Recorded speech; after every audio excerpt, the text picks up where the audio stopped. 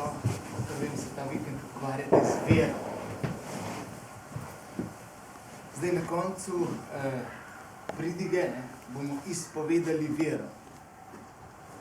In po na to naredimo tako, da nekaj če sta nima in izpovejmo vero, tretjenega vajenca, dvignemo preklop malo, tako da je verjajnega uveče. Amen, večno življenje, amen. Pa sploh ne vemo, kaj šlo imeti. Dejstvo je, da za vse te besede, ki so v naši veroizpovedi, niso kar tako slučajno tam noter, ampak so bila potrebna kar 3 stoletja pa pol, 4, da se je stvar izoblikovala v to, kar je. Prečistila do konca. Tudi kakšna kri je bila morala biti za to prelita, pa kakšni so morali izgnanstvo, zato ker so branili pravo vero v kakšnih drugih variantah. Da ne bomo se zdaj sicer noter zgubili, ampak bili so modeli v zgodovini, ki so trdili, da Jezus Kristus je bil, v bistvu ni bil Bog, ampak je bil človek z neko božansko iskro vse, pa je bil spet en drug model, ki je rekel, da v bistvu ni bil človek, ampak je bil samo nek avatar, pa tako naprej, čeprav je malo zabavne besede. In s temi tipi so imeli pač probleme, in tako naprej, in so naredili kar veliko štale, pa morali so biti koncili, torej cerkveni zbori, kjer so se zbrali vsi modri in škofi in tako naprej, da so malo spucali in jasno rekli, torej, vemo, da je Jezus Kristus pravi Bog in pravi človek. In te stvari, da so prišle torej v našo veroizpoved. In to veroizpoved so morali, še posebej v prvi cerkvi, katehumeni izpovedati, odrasli, ki so se pripravljali na prejem zakramentov. In ta priprava ni bila 3 mesece, pa pol leta, ali pa 1 let, kar se pri nas dogaja, ampak je bilo minimalno 3 leta. Ker je šlo za zavestno odločitev, neki vstop. Mi, ki smo bili po večini, predvidevam, odmaga v tem vzgajanju, nam je to že normalno, nam je rutina in v bistvu zaradi tega lahko tudi se dvignemo in začnemo avtopilota priklopiti in izpovemo vero. Ampak smo se v resnici kdaj ustavili, kaj kakšna beseda, ki pomeni. Pa da ne bi pri tem ustavili. Se mi zdi, da poleg tega izpovedi vere, ker tukaj vendarle izpovedujemo, govorimo, je večji problem v dojemanju vere, ko jo dojemamo kot skupek pravil. Če bi rekli v splošnem, rečemo vera, cerkev, vera, zreduciramo na neke dogme, na neka pravila, torej tudi neke zadeve, ki so vključene v samo veroizpoved, predvsem pa skupek nekih normativov, moralnih pravil, ki se jih moramo držati. In torej, če sem veren, če sem prav kristjan, potem moram delati kljubca.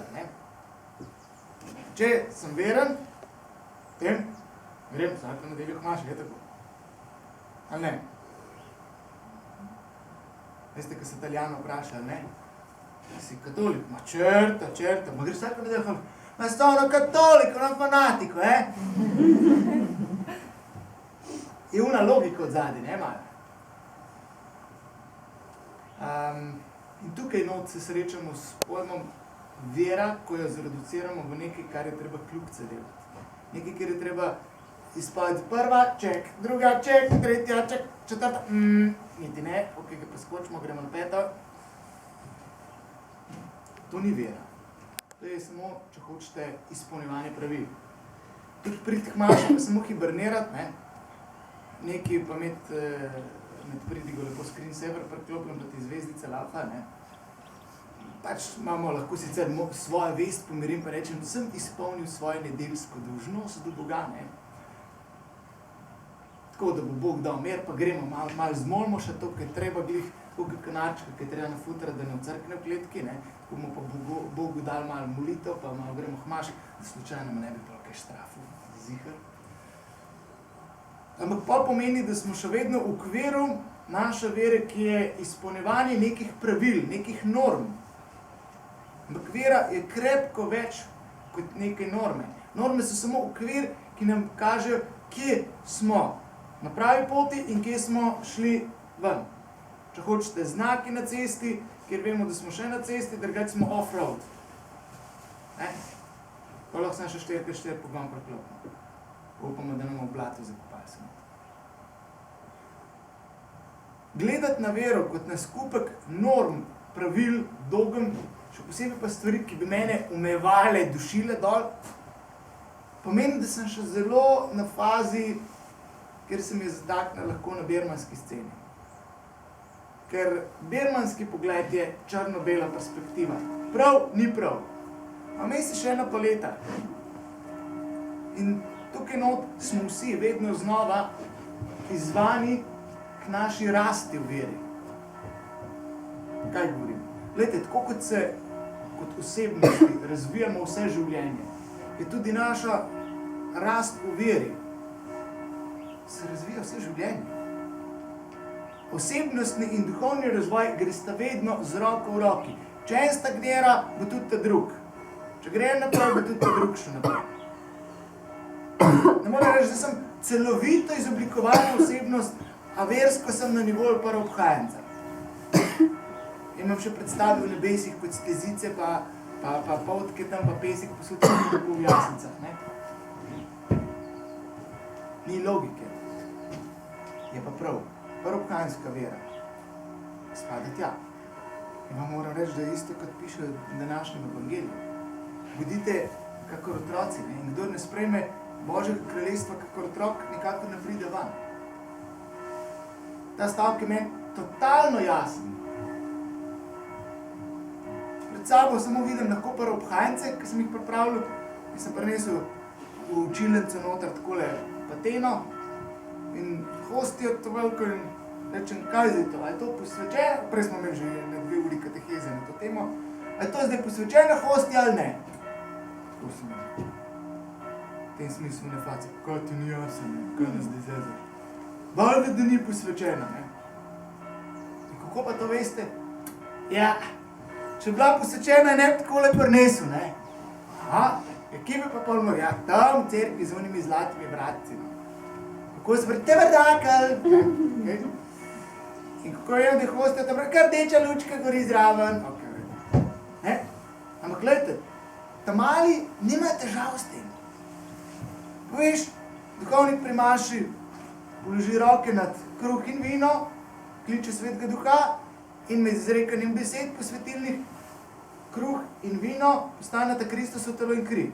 Zdaj, ker to rekel duhovnik, ki živi v cerkvi, ki je z Bogom ovako, pa to drži.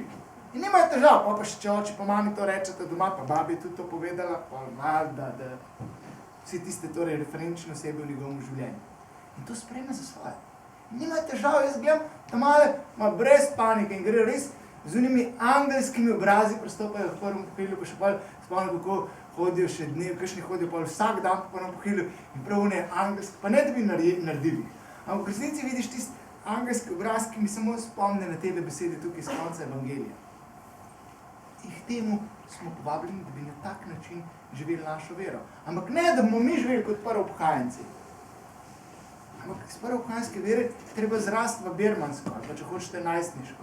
In iz najstniške je treba prerasti v odraslo vero.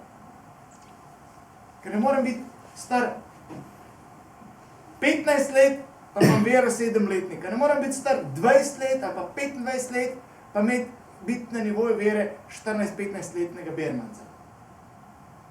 In tukaj je tisti catch, ki se mora ta prehod zgoditi.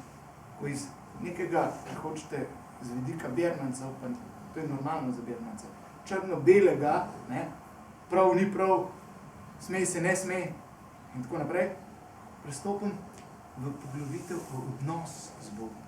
To je bistvo vere. Biti v odnosu. Če vzamemo zdaj na naši osebni ravni, torej. Ko imamo prijatelje, ko imate fante, kako se gradi odnos? Ja, tako da se pogovarjamo, ne? Tako da se gre na randi, tako da se, ne? A ste na randiju prek Skypa raje? Pa daš ljubčka na plazmo gor, ne hedijo, ne? Ne kamera, treba se še ne naveri točno. No, kakorkoli že. Je to ful dober randi prek Skypa, ne? Mojega brata punca je bila neki cajt v tujini, ko sta imela randi prek Skypa, je v živo, kar strela. Tako da